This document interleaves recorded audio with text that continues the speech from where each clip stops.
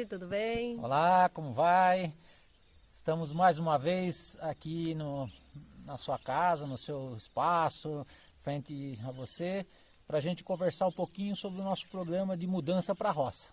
E se você lembra que nos outros encontros a gente já conversou sobre diferentes elementos, né? A decisão de mudar para a roça, de mudar para uma área rural, a importância e as mudanças, as diferenças que tem nesses estilos de vida, né? Depois falamos sobre planejamento, né? Sobre o importante que é a gente construir, fazer um mix, né? De propósito de vida, com o que vamos fazer, com projeto de vida, de fazer isso de forma familiar, de trabalhar isso juntos, de construir isso de uma forma bem organizada. Falamos de procurar a própria terra, né? Do nosso papel de guardiões desse pedaço de terra, do importante que é. E então hoje a gente queria dar um passo mais. Ok, decidimos qual é o lugar, que já sabemos que é uma coisa bastante intensa, né? Mas vamos fazer de conta que deu tudo minimamente certo, né? Que nunca é perfeito. Tínhamos nosso projeto, né? O nosso planejamento, né? Do que a gente queria para aquele espaço, né? Qual seria o espaço ideal, não é isso?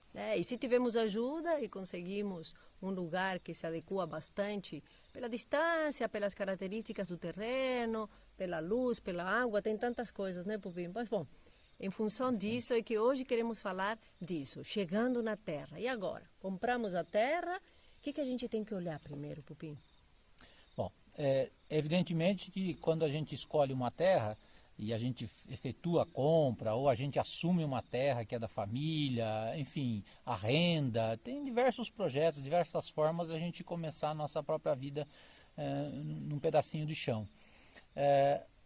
Nem sempre, evidentemente, está tudo perfeito, está tudo de acordo com o nosso sonho, com o nosso planejamento.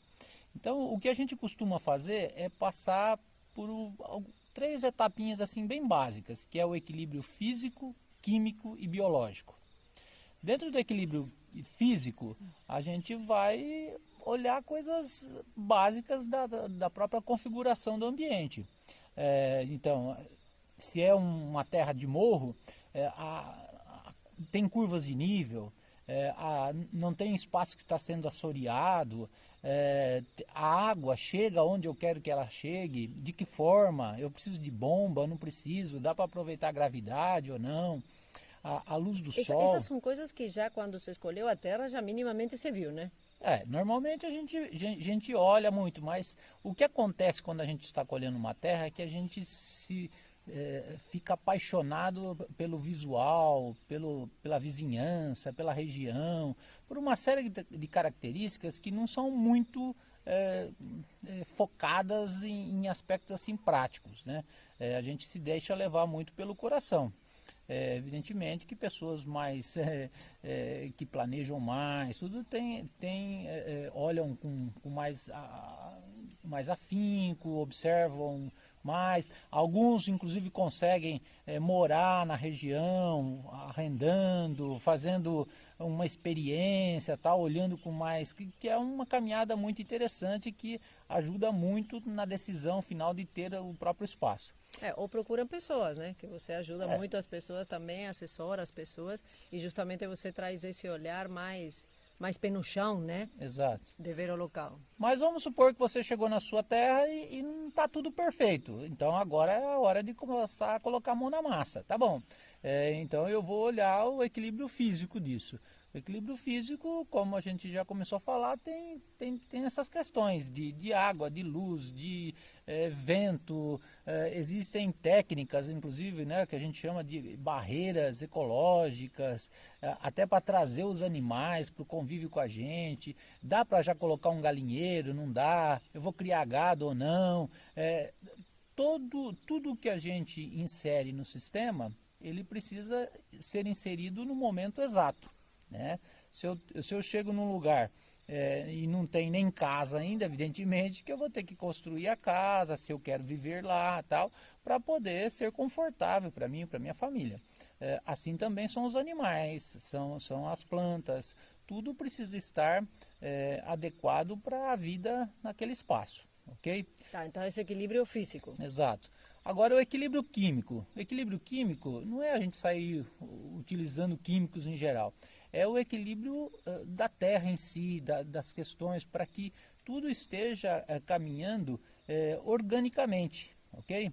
Então, se por exemplo eu chego, que é comum acontecer, né? A gente compra uma terra que só tem braquiária, que está um solo desgastado, que só tem cupim, formiga, evidentemente que essa terra precisa passar por um equilíbrio químico, ela precisa se equilibrar a questão da acidez, a questão do pH, tem uma série de coisas. Isso a gente não faz da noite para o dia, não é uma etapa rígida, agora eu vou fazer o equilíbrio químico. Isso leva anos, né? Isso leva anos e a gente está a vida inteira assim. Mas existe uma etapa que é muito mais intensa, que é a etapa justamente de preparar o solo, de fazer uma adubação verde, de dar o mínimo de condições para que a natureza trabalhe junto com a gente, ok? É chamar as forças para vivificar o ambiente, é retomar a vida que em muitos lugares foi desgastada. Ou está congelada, né? Tem lugares que a gente exato. chega que parece que estão encantados, quietos, esperando alguém chegar e com um pouquinho de vida, né? Fazer ele renascer. E tem lugares, tem formas de ação, às vezes quando a gente chega, a gente assusta a natureza, tá certo?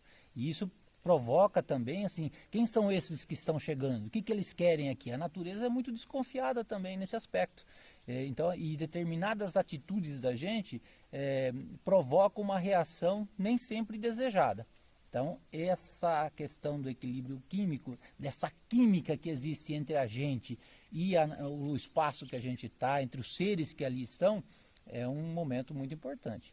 A gente fala que observação é a base desses três, de todo equilíbrio, né? Perfeito. Quanto tempo a gente fica observando a terra como novos visitantes, né? Com muito respeito, a gente visita o lugar, vai muitas vezes, começa aos poucos a criar presença, e então aí a gente vai começando a observar, a ver, assim que a gente descobre, eu sempre te vejo assim observar, olha como essa parte do terreno ainda não está boa, essa outra parte se desenvolve melhor. Então, a questão da observação da terra é um elemento para a gente se vincular mesmo de coração a coração com ela. Você lembra quando nós chegamos nesse espaço que a primeira ação que nós fizemos foi uma calagem, uma adubação verde e tal, e assim espontaneamente surgiu rubim para todo lado, que é uma planta que a gente não conhecia praticamente, né? Já tinha visto, mas assim, muito en passant. Você encheu o sítio inteiro. E a gente foi pesquisar o que é o rubim, o que essa planta está querendo dizer para a gente. E aí a Alejandra descobriu que era o quê? Qual era a paciência. Paciência, é o símbolo da paciência, é o rubim. E aí a gente já logo viu qual era o recado, né, da natureza. Olha, fiquem calmos, vai de leve. Vai de leve que tem... E até hoje a gente percebe, a gente lembra dessa informação que a natureza nos deu. Porque a gente percebe que o ambiente nosso ia precisar de muita paciência, de muita interação, porque a gente precisava olhar com muita atenção, e ainda hoje tem espaços que a gente está tentando descobrir o que a natureza está querendo dizer para a gente. Que é a questão da vocação da terra, né? Em todos os sentidos. A vocação do espaço, que nós falamos um pouquinho da outra vez, em função da vizinhança, em função da cidade onde a gente escolheu, em função de qual é meu propósito, a gente vai percebendo vocações para a terra. Mas também a nível físico mesmo, a terra tem sua vocação. Tem lugares onde você planta uma coisa e ela se dá super bem, que nem imaginávamos, né? E outras que estavam todas as condições dadas para ser bom e não é. Exato. E tem o equilíbrio, já falamos do equilíbrio físico, químico e o biológico, que aí é o sonho da gente, né? Da gente estar numa interação total com aquela terra, com aqueles seres todos, e a gente poder ver vida em todo lugar, né? Então, passar qualquer lugar que a gente pisa, a gente vê minhoca, vê besouro, vê os bichinhos todos do solo trabalhando, os fungos, bactérias, todos em pleno vapor. A gente vê passarinhos para todo lado, abelhas, vê uma vida pujante, cheia de flores, de frutos.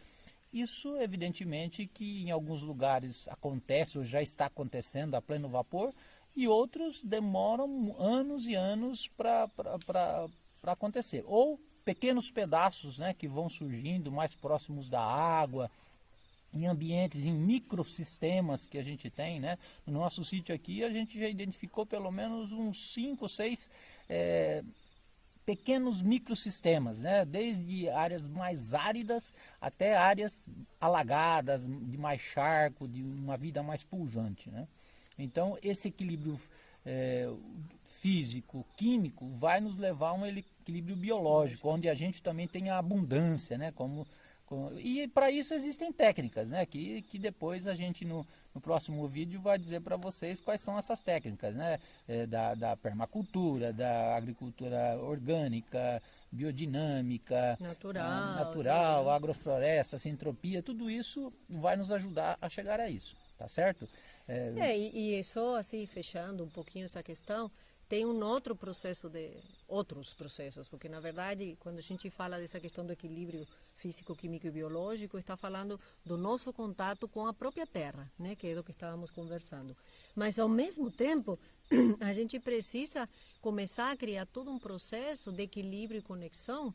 Primeiro, a respeito do nosso propósito, só para falar de alguns itens importantes, né?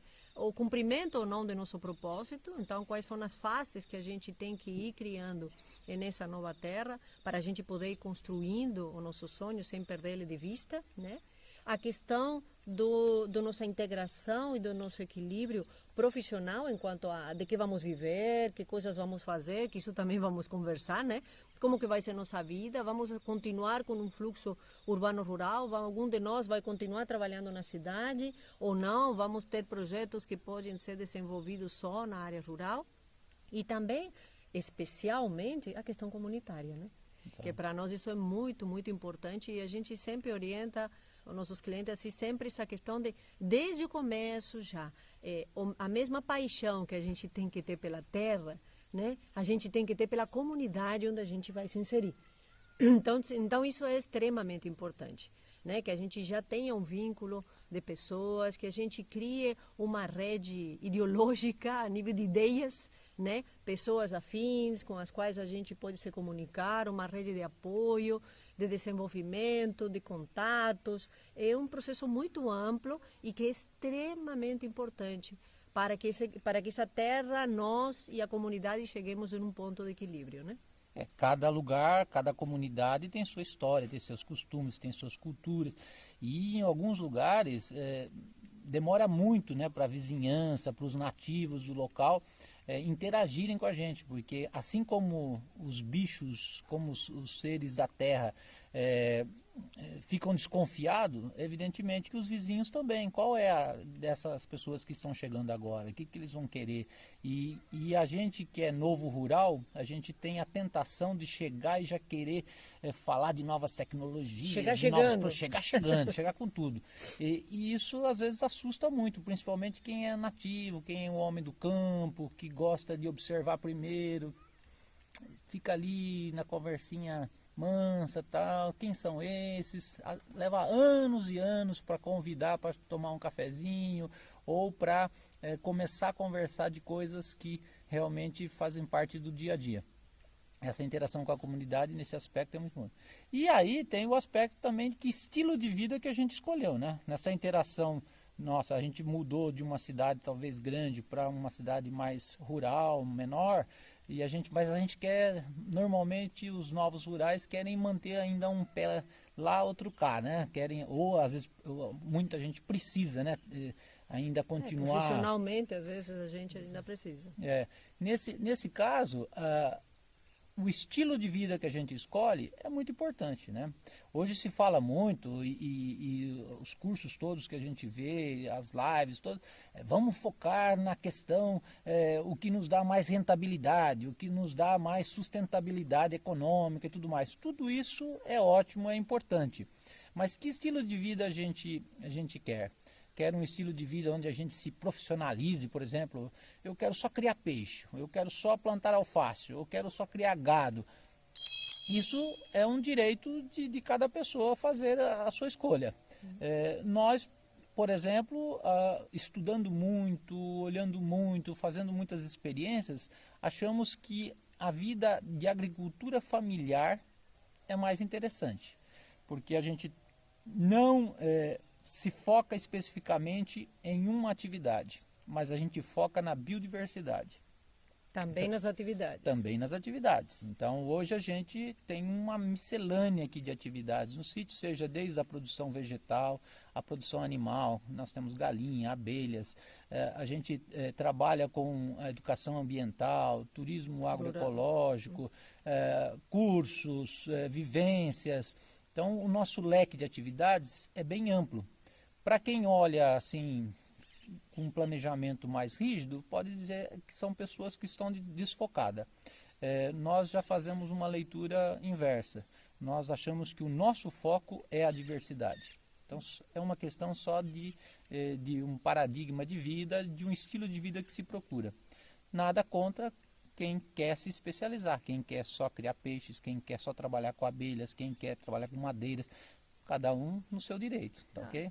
E bom, mas são os estilos e então, bom, acho que por hoje também já passamos por vários temas importantes. Então, o convite é, se você quer aprofundar sua decisão, se você quer parceria nesse momento de mudanças, quer conhecer mais e tal, pode clicar aí, tomar contato com a gente por WhatsApp, né? E a gente vai conversando. E ou criamos um de mudança para a roça especificamente para você. Isso é o melhor, né? Exatamente. Ou se não, montamos um grupo, vemos como. O importante para nós é conseguir ajudar as pessoas a fazer essa transição, aqueles que realmente querem morar na área rural, aqueles que realmente querem, bem que é o momento de mudar de vida, a gente quer ajudar você.